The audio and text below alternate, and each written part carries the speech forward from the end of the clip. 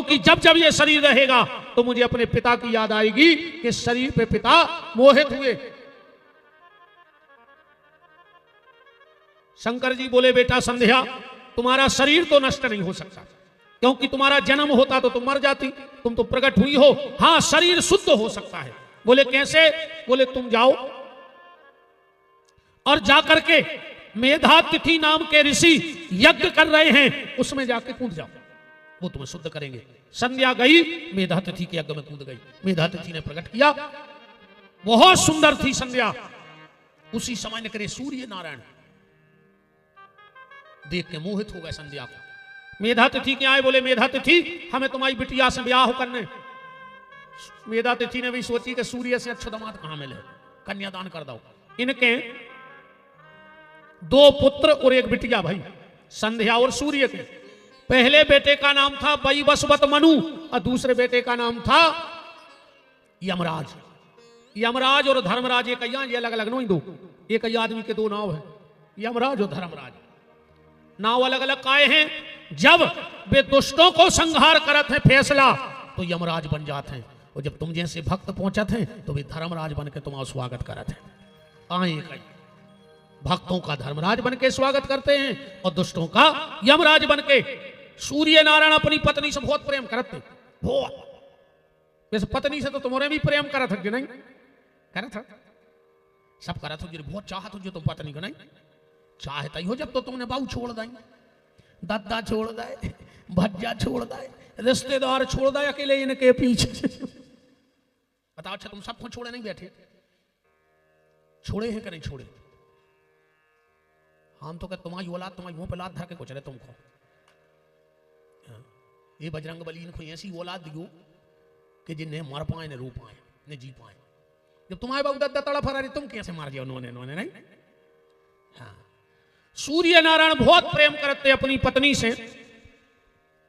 ये तो ध्यान रख लो, हम हाथ जोड़ के निवेदन है आज के लड़कों को। पहले रे ने तो पैसा तो हम ईमानदारी बताएं, ने जो चमक धमक खाती जो आए पूरे 30-35 साल को, हमें खबर है, हम 45 के हो गए, हमें खबर है। तो हम कहते 35 साल की चमक, 10 साल से तो हमें खबर है। जब पूरी चमक धमक हमें किया, जब रामानाथ थी, जब 10-20 गांव में टीवी नहीं हती, अब जब मोबाइल चले, हमने देखो है रेडियो को समय, तो फिर वर्षियानों ने तो बहुत कछु देखो।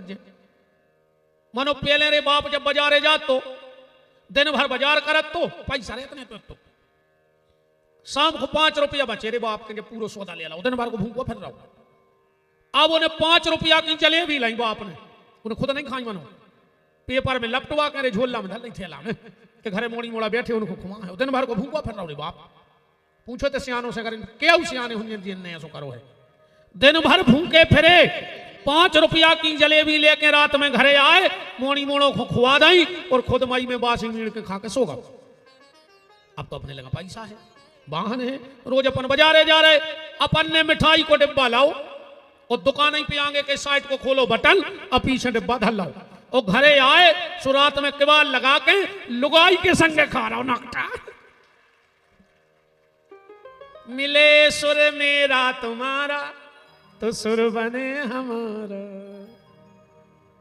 बूढ़े बाबू दद्दा से बेईमानी न करियो रे, न मर जाओ और यहां से न मर हो, बहुत ही खराब मर हो। जोन बूढ़े माँ बाप से बेईमानी करत हैं, मेरे मार के बात तो अपन मांडव पे हते, पर अब एक नई बातें में से वर्णकार के बता के आगे बढ़ जाए कथा। संध्या को सूर्य बहुत प्रेम करते, संध्या परेशान हो गई कि पति प्रेम तो करे मनोहित तो भी न करे। संध्या ने जहां छाया पड़ रही थी उते एक नारी प्रकट करी और संध्या चली गई जंगल भजन कर भी। सूर्य ने सोची जई आए हमारी पत्नी, तो उस छाया के यहां एक पुत्र हुआ जिसका नाम पड़ा शनिदेव। संध्या की छाया से जो प्रकट भाई वो के एक पुत्र भाव जे को नाम पड़ो शनिदेव। एक दिन शनिदेव ने अपनी बड़ी बहन जमुना को लात मार दी। सूर्य ने श्राप दे दो शनि को, जाओ मैं तुम्हें श्राप देता हूं तू लंगड़ा हो जाए। यही से शनि लंगड़ा होगा। और जितने ज्योतिषाचार्य बैठे हो, सूर्य और शनि की ज्योतिष में कबू बनत नहीं है। कुंडली के हिसाब से। एक दिन आए नारद जी, सूर्य नारायण बोले के नारद कछु दिन से मोरी घरवारी को स्वभाव बदल गओ। सूर्य नारायण बोले घरवारी को स्वभाव नहीं बदलो, पूरी घरवारी बदल गई, या तो नकली। बोले असली कहां है? बोले बात भजन कर रही जंगल में। सूर्य नारायण पहुंचे, संध्या को ढूंढत सुजा बन गई घोड़ी, गया डर के मारे पति के। सूर्य भी घोड़ा बन गए और 12 साल सूर्य और संध्या घोड़ा घोड़ी बन के रहे। इनके 7 लड़का भाई, जिनको नाव पढ़ो अश्विनी कुमार, जो भागवत जी में कथा है, जो देवताओं के वेद बने। एक दिन संध्या अपने रूप में आ गई और बोली कि धन्य है हमें ऐसो पति मिलो कि हम घोड़िया बने तो पति घोड़ा बन गओ। जाओ हम एक वरदान देते हैं। बोले क्या? आज के बाद जो भी पति पहली बार अपनी पत्नी को लेने अगर घोड़े पे जाएगा तो उन पति पत्नी में बहुत प्रेम रहे। ऐसे अपने सनातन धर्म पे दूल्हा काय पे बैठ के जाता, घोड़ा पे जया कथा। और दूल्हा से पहले कहूं घोड़ा की पूजा हो जाए है। ईमानदारी बताओ महाराज जी हरो, जब दूल्हा आऊ थे सो पहले टीका दूल्हा को लगत के घोड़वा को, घोड़ा की पूजा हो। आ कौन दूल्हा नाराज हो जाए कि का यार हमका घोड़वा से गाय गुजरे हैं, हम बैठे रहे तुमने घोड़ा को हरदी लगा दी। तन्नक में तो समस्या बन जात, ब्याह में नहीं बन जात। तुम आओ बेन वही ठाड़ो होए और तुम पहले सारे को टीका लगवा दे। अब फिर बोला जो बेन वही आओ कुमार साहब, अब कई बेतो होगा यार, बेतो सब कछु है तुम्हें, वे तो थपे तुम्हारे हार में, है ना। वृंदावन बिहारी लाल की जय महाराज। तब से हमारे यहां यह परंपरा है कि दूल्हा घोड़े पर बैठ के जाता है और दूल्हे से पहले घोड़े की पूजा हमारे यहां शास्त्र में होती है। मैं एक और आपसे निवेदन करूं, हम सनातनी हैं, हमें अपनी परंपराओं का ज्ञान होना चाहिए।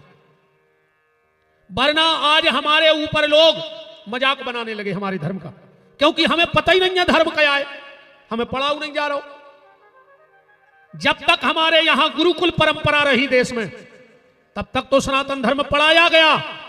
आजकल अब तुम इन कॉन्वेंट स्कूलों में, ईसाई मिशनरी के स्कूलों में कल्पना करो कि वे तुम्हें जय श्री राम के बारे में बताए हैं, वे तुम्हें कृष्ण के बारे में बताए हैं,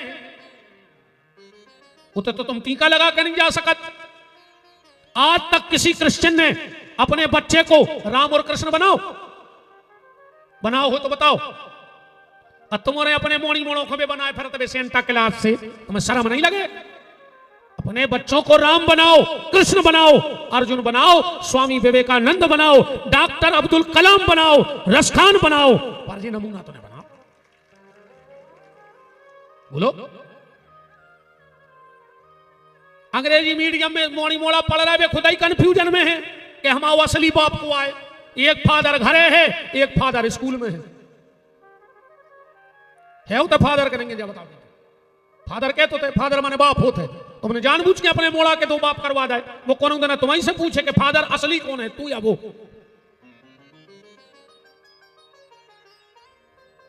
इन परंपराओं का अगर हमें ज्ञान नहीं होगा तो हमारे भोले भाले लोगों को ये बहला के फुसला के यही तो धर्म परिवर्तन करवा रहे हैं। कैसे उनसे कछु पूछिए, उन्हें पता ही नहीं है कि क्या है। उन्हें कही हमारे के लगे सब ढकोसला है। जो ये धर्म परिवर्तन कराने वाले लोग, इनके तर्क कैसे होते हैं? ज्यादातर ये वहां जाते हैं जहां आदिवासी लोग रहते हैं, क्योंकि अगर सबसे भोली समाज कोई देश में है तो वो आदिवासी समाज है, सबसे सच्ची और भोली। बिल्कुल लटका झटका नहीं जानता समाज, बिल्कुल लटका झटका को काम ही नहीं उनके लगा। सीधे बेचारे मेहनत करत हैं, कमाउत हैं, खात हैं, अपने काम से काम। तो ऐसी जगह ज्यादा टारगेट करत धर्म परिवर्तन को। एक बार कुछ ईसाई मिशनरी वाले लोग एक आदिवासी बाहुल्य क्षेत्र में गए, 150 लोग बुलाए। बोले किसकी पूजा करते हो? बोले राम की। बोले राम नकली है। क्यों करते हो पूजा? बोले राम जी हमें तार हैं। बोले वे राम तुम्हें तार ही नहीं सकते। बोले काय? एक लोहे की ले गए राम जी की मूर्ति, एक बाल्टी में भरवाओ पानी, और जैसा ही कहीं देख ले जी हाँ तुम्हारे राम। बोले हाँ, और जैसा ही बाल्टी में डाले राम जी डूब गए। लोहे के यहाँ कह लगे देख ले, जब तुम्हारे खुदा ही राम डूब गए, वे तुम्हें का तार हैं? बोले फिर मुझे कौन तारेगा? बोले हमारे भगवान। बोले उनके हाथे लकड़ जाके सुनने बाल्टी में डाले रे सुबह तैर गए। कह लगे देख ले, ये है मेरे भगवान जो स्वयं तैर रहे दूसरों तार उते कनु एक हम जे सुखाले बैठो हुजे हम जे सुखाल तो क्या करना है? बोले परीक्षा। बोले हमारे सनातन धर्म में जल परीक्षा नहीं है, हम लोग अग्नि परीक्षा देते हैं। अब अग्नि परीक्षा हो जाए, पहले हमारे राम खुंडारो आगी में, फिर तुम्हारे भगवान खुंडारो। अच्छी लगी भटिया, अब राम जी तो हते लोहे के खोस दाए मां से निकाल लेता ना लाल भाई और कछु नहीं कही उन्हें लाल मन हो गए कार्य हमें आगे में डालो। अब बोले तुम्हारे भगवान ले आओ अग्नि परीक्षा करवाओ। आज जो लकड़ी जाके खोसे सो दूर आओ। मैं ये बात सिर्फ इसलिए कह रहा हूं कि हमारी परंपराओं के बारे में हमें ज्ञान हो। अगर कोई विधर्मी उसमें तर्क करे तो तुम उसका शास्त्र सम्मत उत्तर दे सकते। एक परिवर्तन संध्या ने कराया, अपन चल रहे थे मांडव ऋषि के तहत। मांडव ऋषि ने कहा धर्मराज ला तेरा बही खाता, आज मैं इसमें बदलाव करता हूं। सत्योपनिषद में ये बात आई है। मांडव ऋषि ने पहला बदलाव किया क्या? 5 साल तक के बच्चे के द्वारा किए हुए कुछ भी पाप का प्रायश्चित उसे नहीं भोगना पड़ेगा, पहले जन्म से भोगना पड़ा था।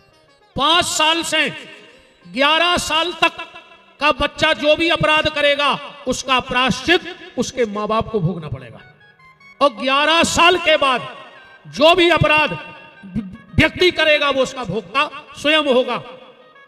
बदलाव कर दो पुराणों में। धर्मराज तो समझ गए कि ये श्राप दे हैं। क्या लगे महाराज हमें 3 श्राप हमने दियो। कौन कौन?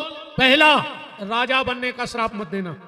राजा बनना अच्छी बात नहीं है, क्योंकि जिस राजा के राज्य में प्रजा अगर पाप करती है तो उसका प्रायश्चित 10वां अंश उस राजा को भोगना पड़ता है। दूसरा, दासी पुत्र होवे को श्राप न दियो, क्योंकि सबते सेवक धर्म कठोरा। आज मंगलवार है और सेवक की बात आई है तो हनुमान जी जैसे सेवक और हनुमान जी जैसे दास आज तक न भूतो न भविष्य कोई हुआ ही नहीं ऐसा।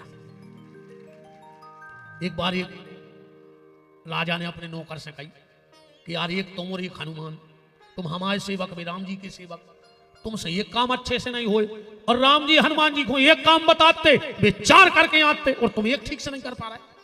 कछु सीखो उनसे। वो कहने लगो सीख गए। बोले का? बोले समय आवे पे बते। एक दिन राजा ने अपने कोई मंत्री से कही नौकर से कि यार हमें बिही खाने हैं, बिही तो ले आओ। वो गाँव बाजारे बिही ले आवे। सुख खबर आ गई कि राजा ने कही थी कि हनुमान जी से एक काम की कहते हुए 4 करते, आज हम भी 4 ही काम करके आए। 1 किलो बिही ले आओ। राजा ने बिही खाई। आधा घंटा बाद वो जेब में से पुड़िया निकाल के दवाई के लगे दवाई कहने लगी दवाई का है? अरे बोले तुमने बिही खाई, तुम ठंड हो गई तो हम संगे दवाई ले आए। पूरे के दवाई खाई नहीं पाई रे, जिन्हों डॉक्टर आ गए। बोले तुम्हें कौन है बुलाओ? नौकर बोलो हमने बुलाओ। तो अगर तुम दवाई से ठीक नहीं होती तो हमने सोची डॉक्टर को और लवाए चले। डॉक्टर पूरे के बैठा ही नहीं पाओ, जिन्हों माए से हड़ गया। 2 लकड़ियां, रस्सी, मखाने। राजा बोलो ये क्या है? अरे बोले सेवक धर्म कठोरा, सबसे कठोर अगर कोई धर्म है तो सेवक का। स्वामी की खुशी में उसे खुश होना है, स्वामी के दुख में उसे रोना है। और तीसरा, मुझे चंडाल होने का श्राप मत देना। चंडाल मतलब जो शमशान घाट में रहता है, क्योंकि चंडाल की खुशी दूसरों के दुख पे निर्भर करता है। जब अपने घरे का चुगामी हो जब तो अपन मर घाटा जाए, या कोनो रिश्तेदार मरे चिनार नकाय खोजे। अभी बताओ आज तक को सो गाँव घूम गए। बताओ अच्छा तुम्हारे तो रिश्तेदार आए, तुम्हारे मर घाटा लगा गया आज तक, चलो हम करके तब अच्छा बनूंगी। को नहीं जाओ चाहे होते जिंदा तो ठीक, मर घटा तो रे मरो मराओ नहीं जाए बिना बांधे। वो को भी बांध के ले जाने पर होते। जगह ही ऐसी है कि बिना बांधे को नहीं जाओ चाहे होते।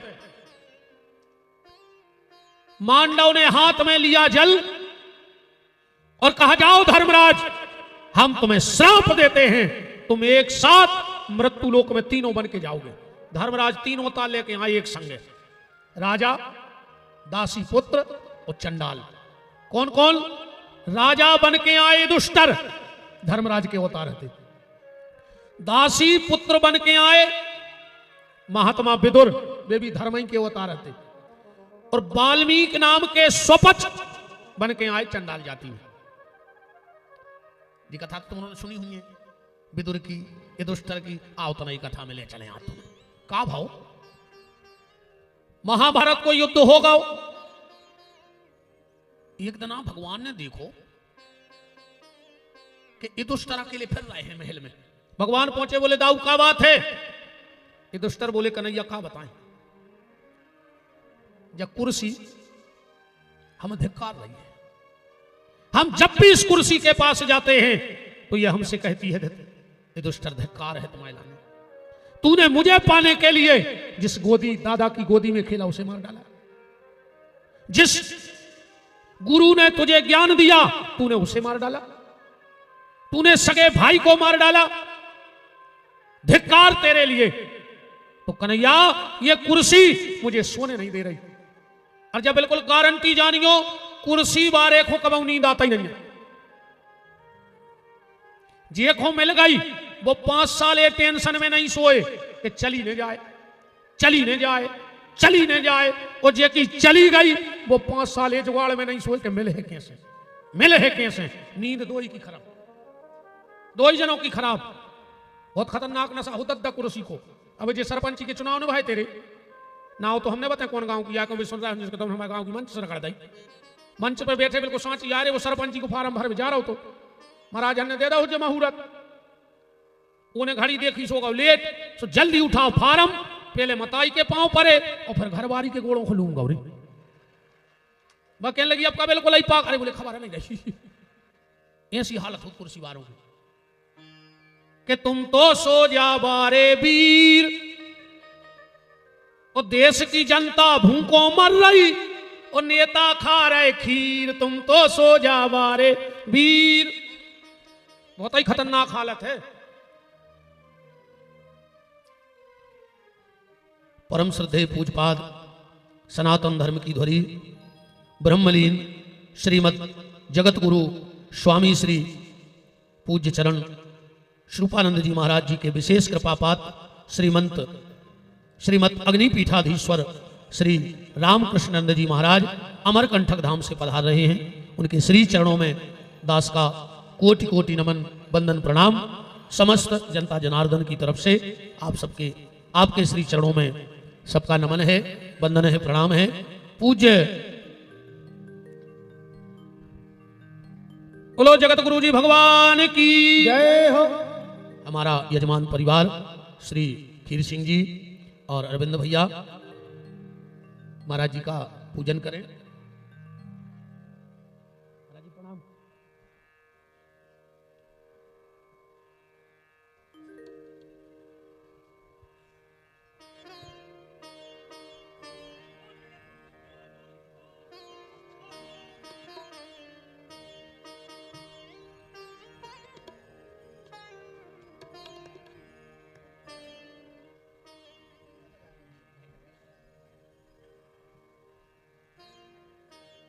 हरे कृपा महाराज जी।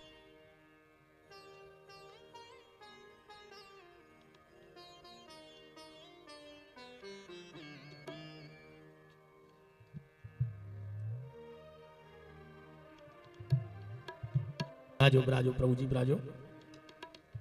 कहा तुम्हारे कहां जा रहे? मिल गया मौका।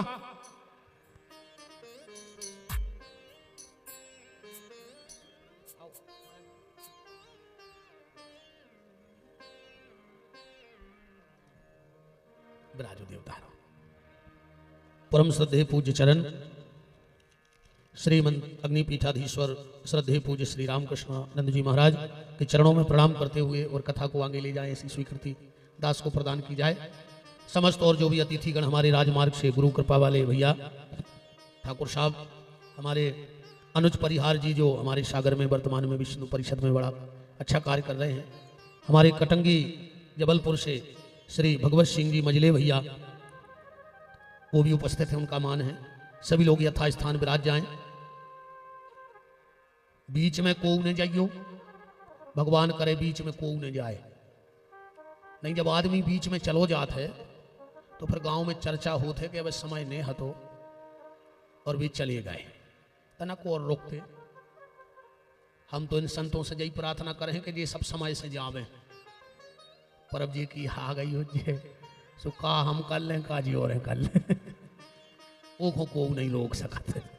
तो भैया हमारा तो जो है कि समय से जज्जो, अब समय भी नहीं भाव आए सो। वृंदावन बिहारी लाल की बात चल रही थी कि दुष्टर ने जब कुर्सी को देखा तो बड़े विचलित हुए। भगवान ने कहा है दुष्टर एक काम करो, तुम एक यज्ञ करो, एक यज्ञ कर लो। कि दुष्टर ने कहा भगवान यज्ञ की सफलता, बोले हमारा ये शंख ले जाओ और यज्ञ में रख देना, जब ये शंख बज जाए तो समझ लेना कि यज्ञ सफल हो गया। कि दुष्टर ने बड़े बड़े वैदिक शास्त्र के मर्मज्ञ आचार्यों को बुलाया, मुहूर्त दिखवाया, एक एक चीज पे गौर करके यज्ञशाला का निर्माण हुआ, भंडारा हुआ, ब्राह्मणों को मुंह मांगा दान दिया गया, नगर यज्ञ हुआ,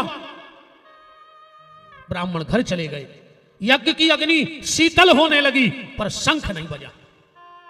ये दुष्टर गए, बोले भगवान मैंने कोई कमी नहीं रखी, न ब्राह्मणों की सेवा में, न दक्षिणा में, न यज्ञ की सामग्री में। मैं एक और आप सबसे हाथ जोड़ के निवेदन करता हूं, आजकल यज्ञ तो जगह जगह हो रहे हैं, पर यज्ञ की पूर्णता क्या है? कुछ महाराज जी बैठे हैं, यज्ञ की पूर्णता क्या है? यज्ञ की पूर्णता यह नहीं है कि बहुत बड़ा पंडाल लगा दिया जाए तो यज्ञ बड़ा हो गया। पंडालों से कथा बड़ी नहीं होए, बहुत भीड़ हो गई यज्ञ पूर्ण हो गया नहीं। बड़े बड़े कथावाचक आ गए, कथा करवे, कथा यज्ञ पूर्ण हो गया नहीं।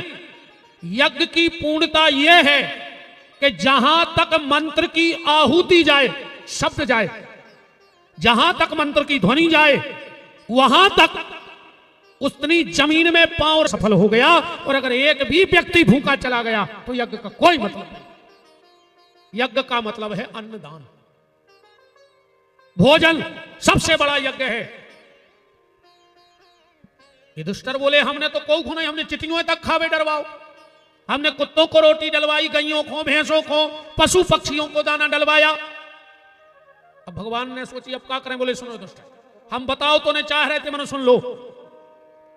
तुम्हारे राज्य में एक व्यक्ति भूखा बैठा है और जब तक वो नहीं आएगा तब तक तुम्हारे यज्ञ का शंख बजेगा नहीं। बोले भगवान कौन? मैं नहीं जानता। बोले नहीं। और सुनो दुष्टर, उसका इतना भजन है कि तुम पांचों भाइयों का भजन तराजू पे रख दो तो नेचो रह जाओ पलवा। दुष्टर बोले इतना बड़ा भक्त मेरे राज्य में पता नहीं। बोले उसने उससे वचन हरवाया था कि कन्हैया कभी मेरा नाम उजागर नहीं करोगे, क्योंकि तीन चीजें जितनी गुप्त रहे उतनी अच्छी। पहले भोजन गुप्त रहो चज्जे, सुबह आ गओ गार्डनों में बिल्कुल उजागर होगा।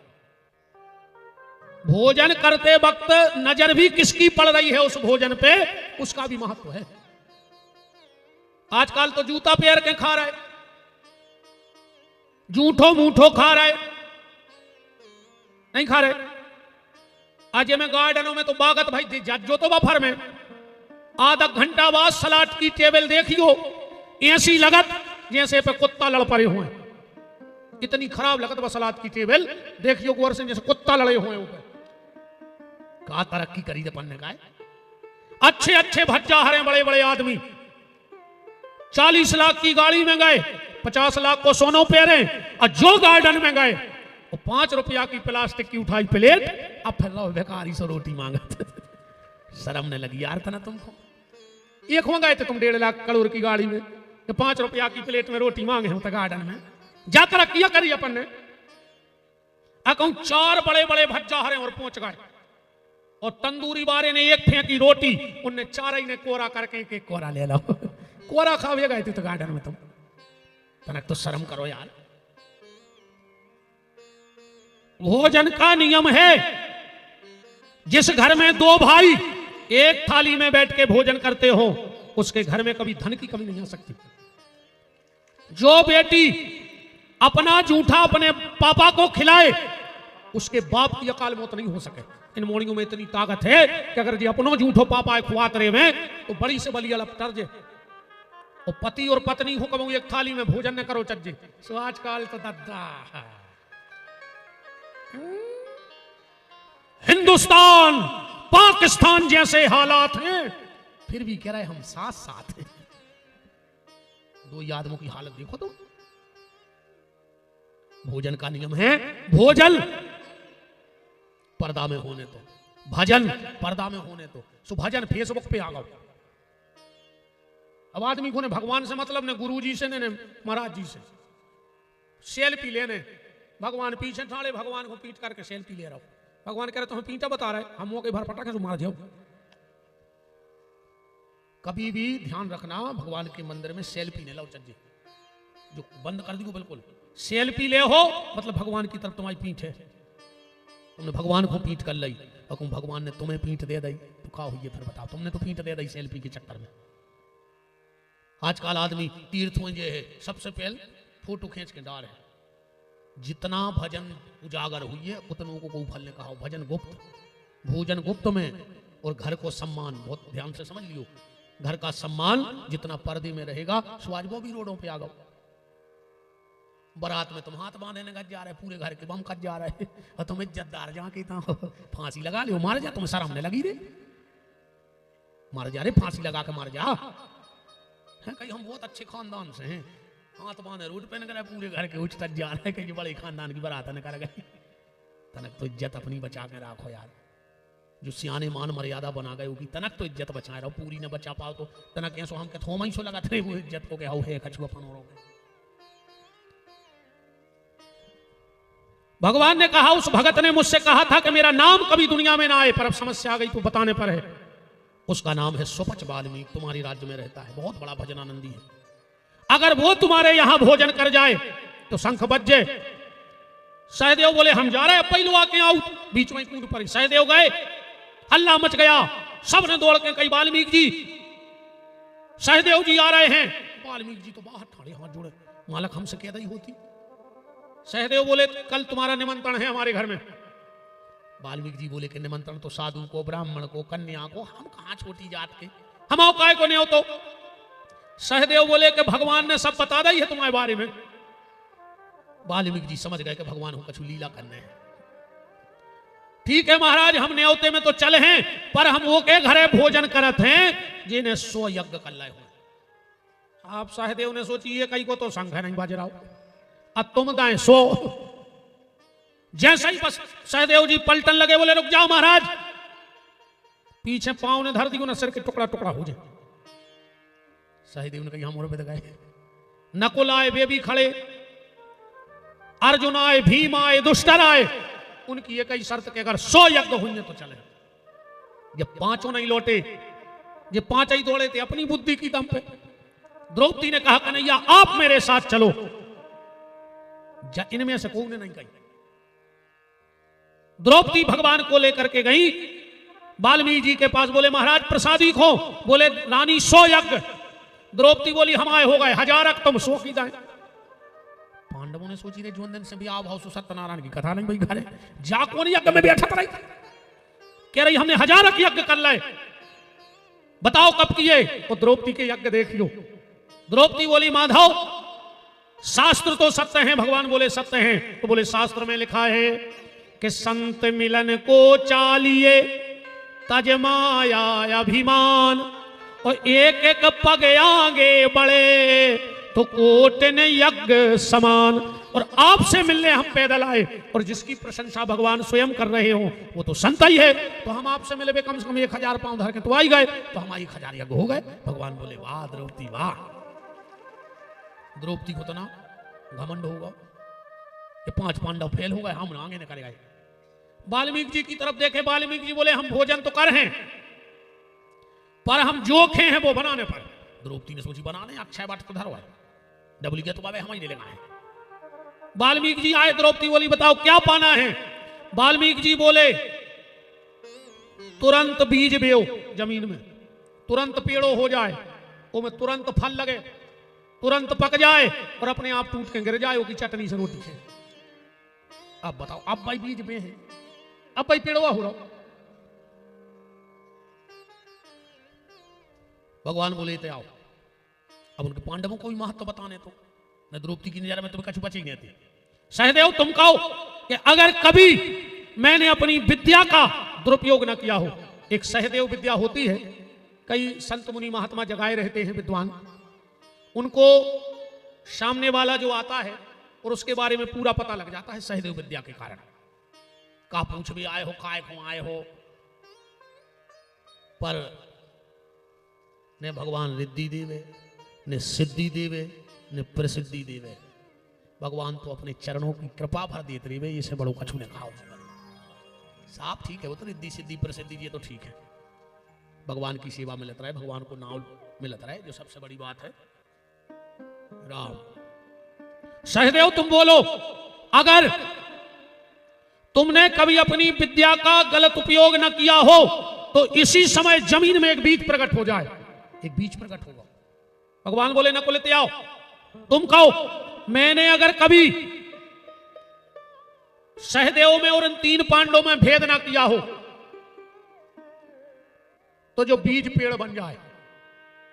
कई सौ पेड़ों बन गओ। अर्जुन तुम त्याओ, बोलो अगर मैंने रणभूमि में किसी को पीठ ना दिखाई हो तो इसमें एक फल लग जाए। फल लग गओ। भगवान बोले भीम तुम आओ, तुम बोलो अगर मैंने किसी निर्बल को ना सताया हो जीवन में तो जो फल पक जाए। फल पक गओ। दुष्ट आओ, तुम बोलो तुमने कभी असत्य का साथ ना दिया हो तो जो फल टूट के गिर जाए। फल टूट के गिर गओ। भगवान ने द्रौपदी से कही, द्रौपदी अब तुम कहो कि अगर मैंने 5 पांडवों के अलावा कभी किसी छठ में पुरुष का चिंतन ना किया हो तो जो फल अपने आप हमारे हाथ पे आ जाए। द्रौपदी ने कही, वो फल ले आओ। द्रौपदी बोली मैंने 5 पांडवों के अलावा कभी छठ में पुरुष का चिंतन ना किया हो तो वो फल हाथ पे आ जाए। हाथ ही पे नहीं आओ। द्रौपदी तो घबरा गई। भगवान बोले करो खबर कोनो की वो दिमाग में आओ हो कोनो पुरुष। बोले नहीं भैया। भगवान बोले करो खबर। द्रौपदी बोली हाँ आ गई खबर।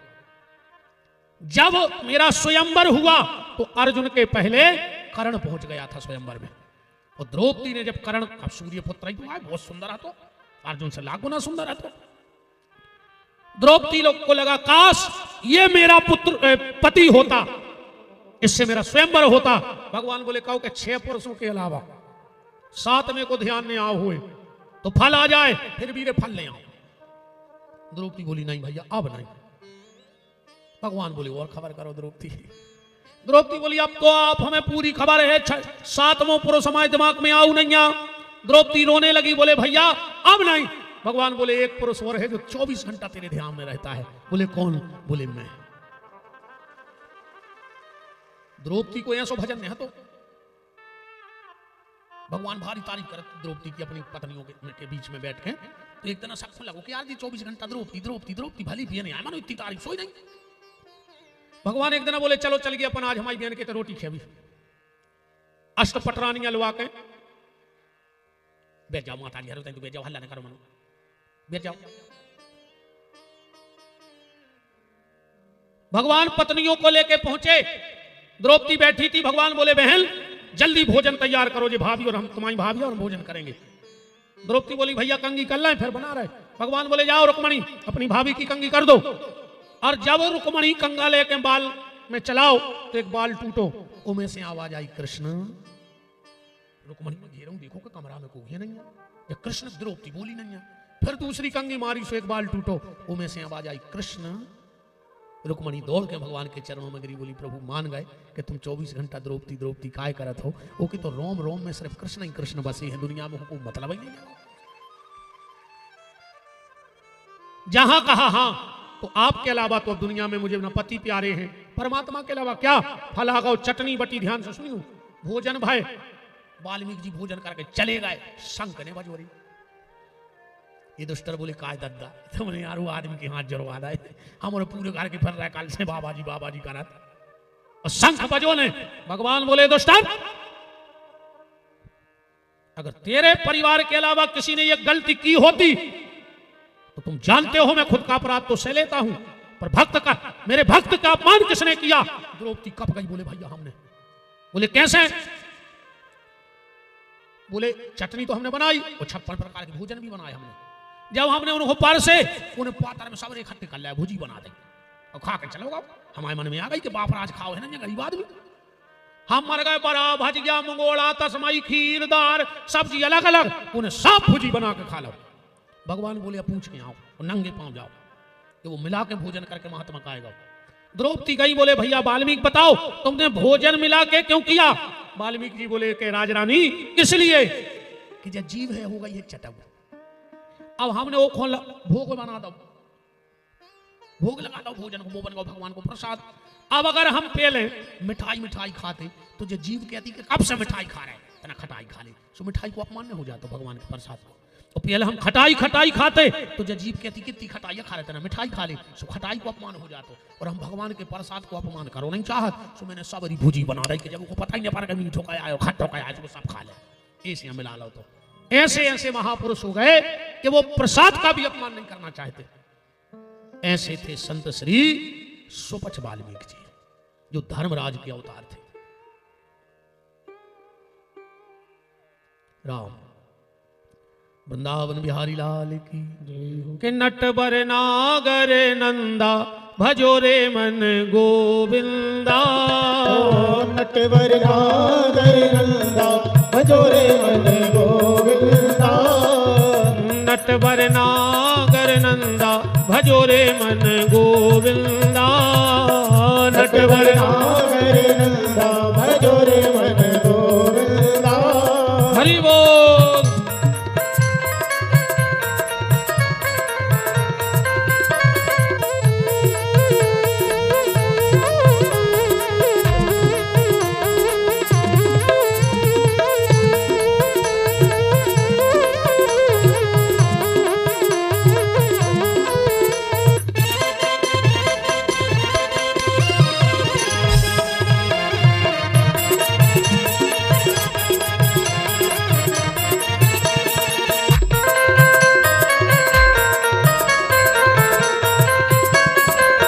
नटवर नागर नंदा भजो रे मन गोविंदा, नटवर नागर नंदा भजो रे मन गोविंदा।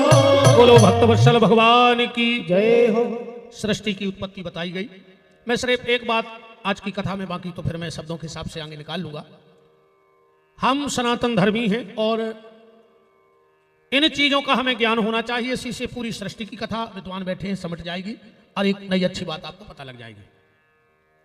हमारे सनातन धर्म में पंचदेव पूजन की पद्धति की क्रिया है।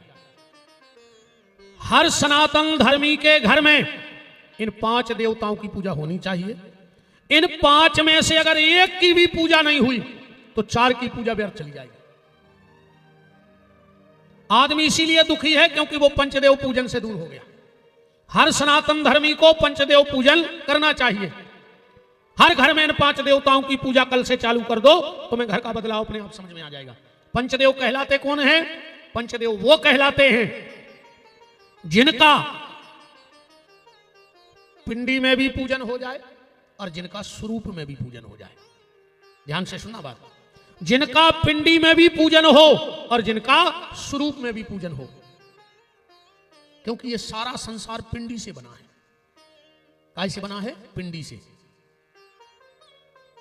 बात को ऐसे समझ लियो, जिस पर गुरु की कृपा नहीं होगी उस पर कभी भगवान शंकर की कृपा नहीं हो सकती। शंकर जी कछु कर ले तुम पर कृपा कर नहीं सकते बिना गुरु कृपा के।